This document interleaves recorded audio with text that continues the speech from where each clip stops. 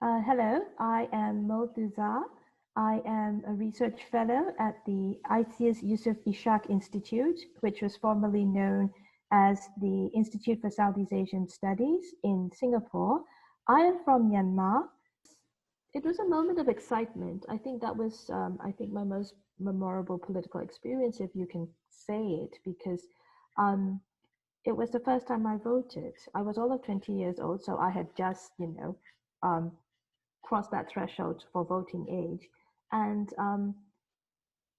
I, I was very eager to, again, make my vote count. I wanted to vote for change.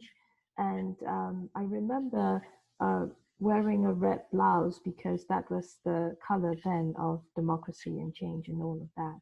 But there was a very almost festive atmosphere in the air because people were quite excited about being able to exercise uh, their vote.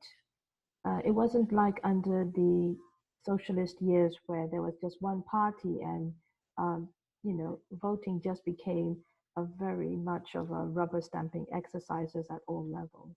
So so yes, 1990.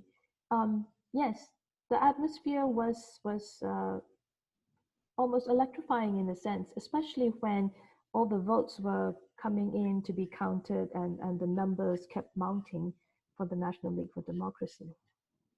I think the people were still expecting that, okay, the military has promised to restore law and order and then convene elections, so let's vote for change. And I think there was that kind of expectation in 1990 and vote people did for change. And the results showed that, yes, the election was not rigged because, of course, the NLD, even with its leader, Aung San Suu Kyi, under house arrest, won a landslide victory.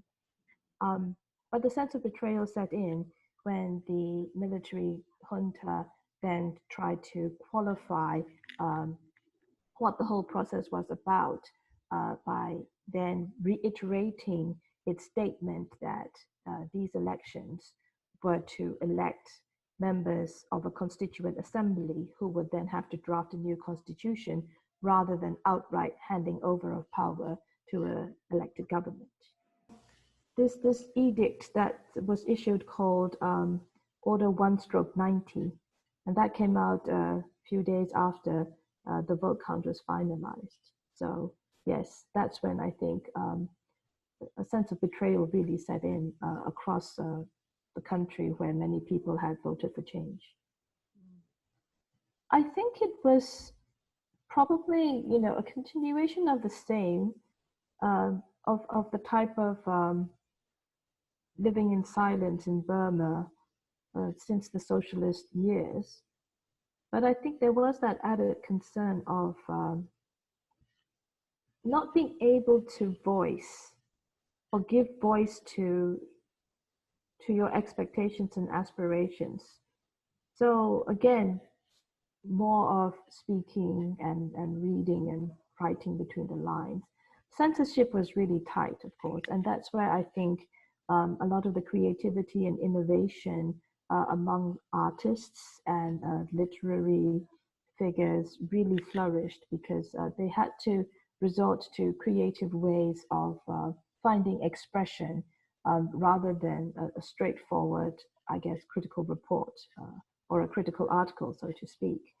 And so I think in Myanmar, even today, there's a lot of creativity in the way people employ artistic expression to convey what they're going through, what they're thinking, and what their aspirations are.